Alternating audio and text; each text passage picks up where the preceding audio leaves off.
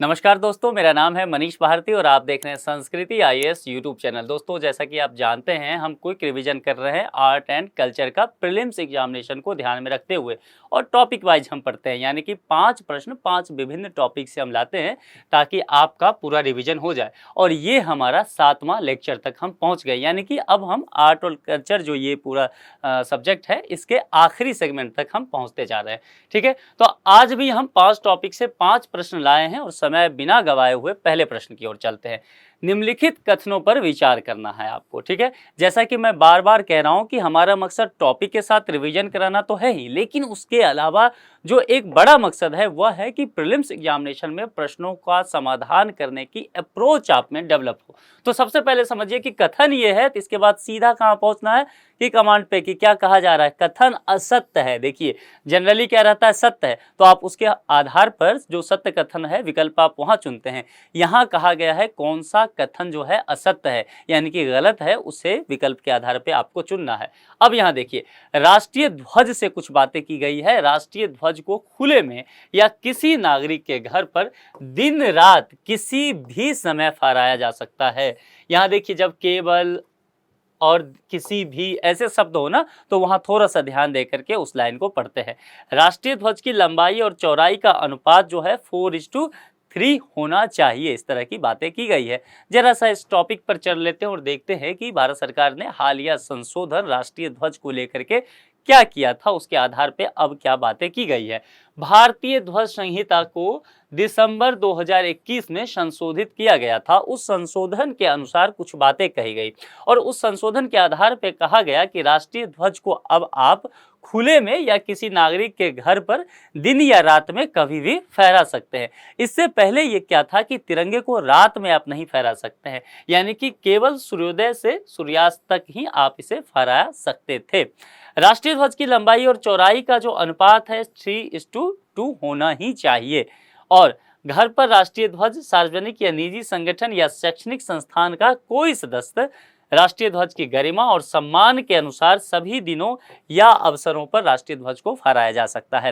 हाल ही में प्रधानमंत्री ने हर घर तिरंगा की एक बात की थी और आपको ध्यान होगा सभी नागरिकों से यह अपील किया गया था कि वे अपने अपने घरों पर राष्ट्रीय ध्वज को फहराएं। तो इस संदर्भ में यह सब अब काफी महत्वपूर्ण हो जाएगा। चलिए अब उस प्रश्न का जवाब ढूंढते हैं, जहां कि हमने देखा कि 2 कथन है। राष्ट्रीय ध्वज को खुले में या किसी नागरिक के घर पर दिन रात किसी भी समय फहराया जा सकता है। तो हम देखे हैं कि बिल्कुल संशोधन के बाद तो अब यह कर ही दिया गया है कि आप दिन में रात में किसी भी समय फहरा सकते हैं। अब देखिए, राष्ट्रीय ध्वज की लंबाई और चौड़ाई का अनुपात 4:3 होना चाहिए, बिल्कुल गलत बात है। तो यानी कि हमारा जो पहला कथन वह सही है और दूसरा कथन गलत है, और हमारा कमांड कहता है कि असत्य कथन ही हमें ढूंढना है। तो 2 ही केवल असत्य है। तो यदि देखेंगे केवल 2 असत्य जो है बी में है, इसीलिए इस प्रश्न का जवाब क्या हो जाएगा, बी। तो इसी तरह से ध्यान दे करके आपका समाधान तक पहुंचना होगा। प्रश्न दूसरे पर आते हैं और यहाँ भी कुछ कथन दिए गए हैं। इस कथन पर आपको फिर से विचार करना है। यहाँ पर करेंसी से लेकर के कुछ बातें की गई है। करेंसी के डिजाइन में यहाँ ध्यान देना है, करेंसी के डिजाइन से संबंधित कुछ बातें हैं। किसी भी प्रकार के बदलाव के लिए आरबीआई और केंद्र सरकार की स्वीकृति अनिवार्य है। दोनों ही पक्षों की बात की गई है, आरबीआई की भी, रिजर्व बैंक ऑफ इंडिया, और भारत सरकार की भी बात की गई है। किसको लेकर के, यदि करेंसी के डिजाइन में बदलाव की जाती है तो करेंसी नोटों के डिजाइन का दायित्व क्या गृह मंत्रालय के पास है। यहां भी ध्यान देना है कि कथन असत्य है, तो इसके आधार पर हमें विकल्पों का चयन करना होगा। अब देख लेते हैं कि भारत में करेंसी नोट को डिजाइन करने का अधिकार भारतीय रिजर्व बैंक और केंद्र सरकार को प्रदान किया गया है, यानी कि डिजाइन जो किया जाएगा उसमें दोनों की ही जिम्मेदारी बनती है। किसकी, तो रिजर्व बैंक ऑफ इंडिया यानी कि आरबीआई और केंद्र सरकार की। ठीक है, अब करेंसी के डिजाइन में किसी भी प्रकार के बदलाव के लिए आरबीआई के केंद्रीय बोर्ड और केंद्र सरकार की स्वीकृति निश्चित तौर पर लेनी पड़ेगी। ठीक है, अब देखिए, करेंसी नोटों के डिजाइन का दायित्व आरबीआई के मुद्रा प्रबंधन विभाग पर है, यानी कि आरबीआई पे है और आरबीआई के मुद्रा प्रबंधन विभाग में है। हमारे विकल्प में क्या कहता है, जो कथन है उसमें क्या कहता है, पहली बात तो कहता है करेंसी के डिजाइन में किसी भी प्रकार का बदलाव अगर करना है तो आरबीआई और जो सरकार है भारत सरकार केंद्र सरकार, उसकी स्वीकृति अनिवार्य है। तो निश्चित तौर पे हमने देखा कि यह सही स्टेटमेंट है। लेकिन दूसरा स्टेटमेंट अगर आप देखेंगे तो कहा जा रहा है करेंसी नोटों के डिजाइन का दायित्व गृह मंत्रालय के पास होता है। हमने देखा है कि यह गलत है, गृह मंत्रालय की कोई चर्चा इसमें की ही नहीं गई है। तो असत्य कथन कौन सा है? 2 है, और केवल 2 आपको कहाँ दिखेगा? बी ऑप्शन में, इसलिए इसका जवाब भी बी ही हो जाएगा। चलिए अब तीसरे प्रश्न की ओर हम बिना समय गवाए हुए ही चलते हैं। हाल ही में निहोंशु के लिए जीआई टैग आवेदन किसके द्वारा किया गया है? जो छठा लेक्चर देखेंगे उसमें भी हमने जीआई टैग की बात की थी, 2 प्रश्न लेकर के आए थे, फिर से जीआई टैग की बात कर रहे हैं।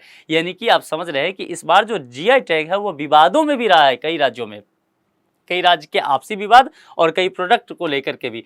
तो इस बार जो है जीआई टैग का काफी महत्व बढ़ गया है और यूपीएससी की नजर विवाद वाले टॉपिक पर रहता ही है। तो जीआई टैग के लिए आवेदन क्या किया गया है? निहोंशु के लिए किया गया है।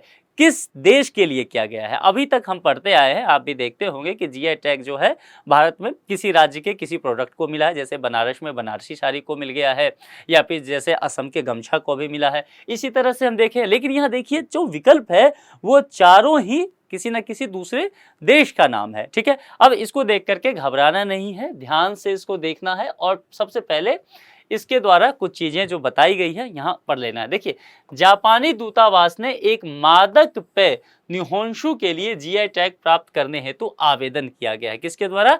जापानी दूतावास के द्वारा। यह चावल के किण्वन द्वारा निर्मित एक मादक पेय पदार्थ है। कौन सा? निहोंशु। तो अब देखते हैं कि विकल्प हमारे पास है दक्षिण कोरिया, जापान, फिलीपींस और श्रीलंका। तो निश्चित तौर पे इसका जवाब क्या हो जाएगा? बी हो जाएगा, जापान। चलिए अब हम चलते हैं चौथे प्रश्न की ओर। और चौथा जो यह प्रश्न है यह यूपीएससी का, अगर खास करके मैं आर्ट और कल्चर की बात करूं तो यूपीएससी का यह फेवरेट पैटर्न होता है। और इसमें क्या होता है कि कई बार आप इस तरह के प्रश्न को जानते रहते हैं लेकिन गलती करने की संभावना पूरी बन जाती है यहाँ पर, क्योंकि इसमें एक तरफ कुछ बातें दे देगा, दूसरे तरफ कुछ बातें देगा और कहेगा कि सही मिलान करके दिखाइए। अब अलग अलग टॉपिक से चीजें दे सकता है। मान लीजिए इसमें तो चलिए नव वर्ष ही सभी दिया गया है और एक क्षेत्र की बातें की गई है, लेकिन कई ऐसे प्रश्न हो सकते हैं जिसमें अलग अलग टॉपिक दिया गया होगा। हमने इससे पहले के लेक्चर में वैसा प्रश्न को समाधान किया भी है, तो आपको ये ध्यान रखना है। इस तरह के प्रश्न में आपको एलिमिनेशन प्रोसेस का ध्यान रखना चाहिए, उसके द्वारा आप वहां पहुंच सकते हैं। अब जैसे नववर्ष दिया गया है, उगाड़ी क्या कर्नाटक क्षेत्र में कहा जाता है? यह है पोइला बोईशाख। पोइला बोईशाख क्या पश्चिम बंगाल में नववर्ष है? लोसुंग सिक्किम में। विशु क्या केरल का नववर्ष होता है? अब देखिए, उपर्युक्त युग्मों में से कौन सा युग्म सही है, इसकी बात की गई है। 4 युग्म आपके पास दिए गए हैं।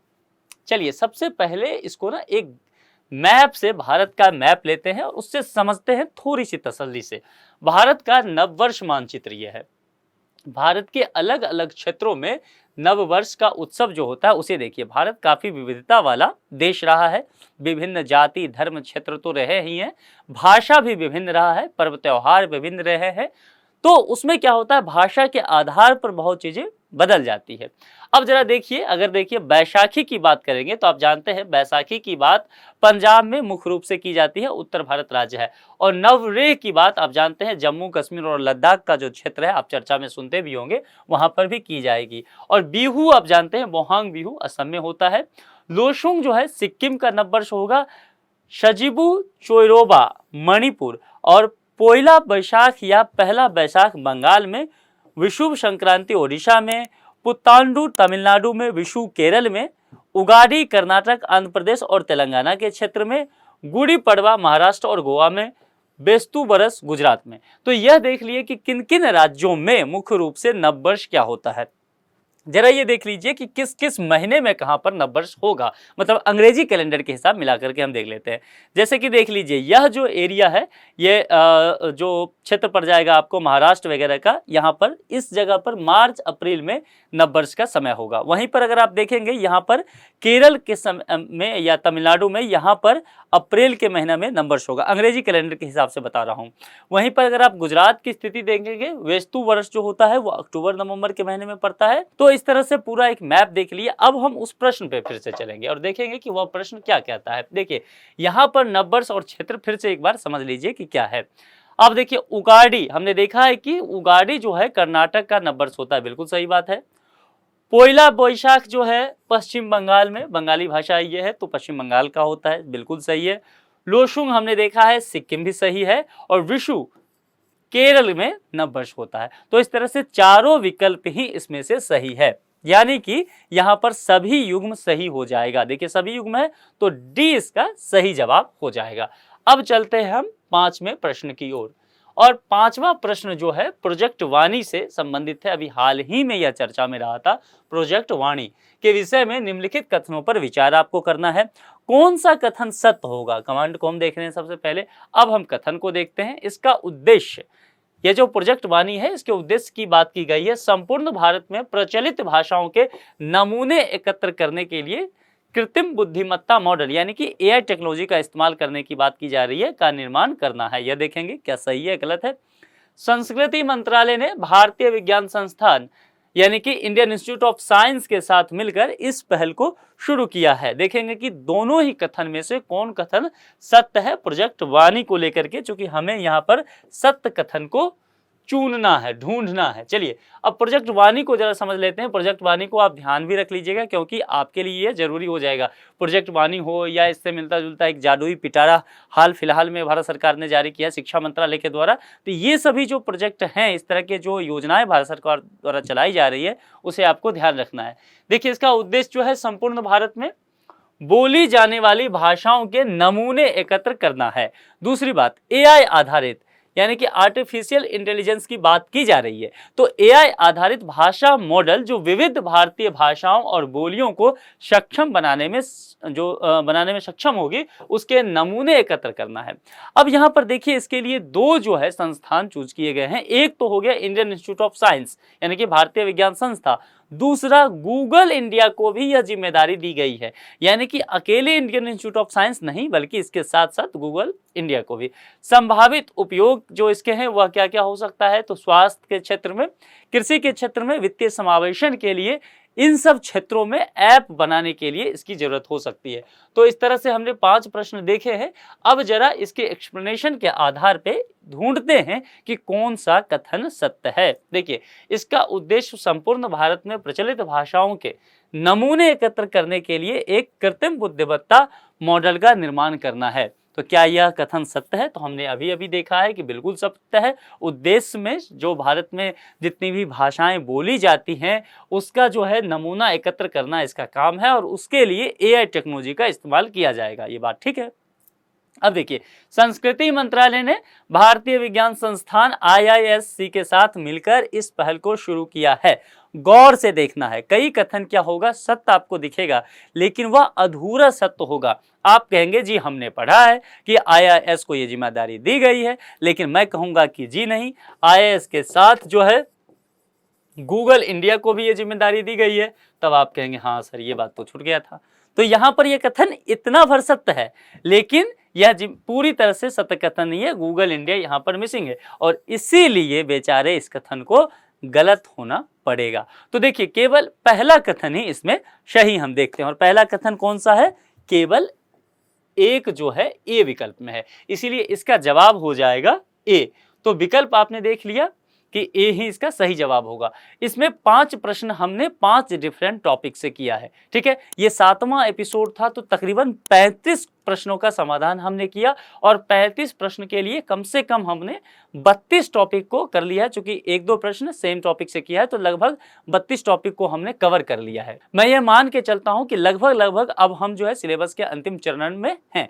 तो आप इसको ध्यान से देखिए, और इससे जुड़े हुए तमाम टॉपिक जो इर्द गिर्द के होंगे उस पर भी नजर बनाए रखिए। इस वीडियो को इतना तक ही रखते हैं। नए लेक्चर के साथ आपसे जल्द मुलाकात होगी। अपना ख्याल रखिए। Thank you.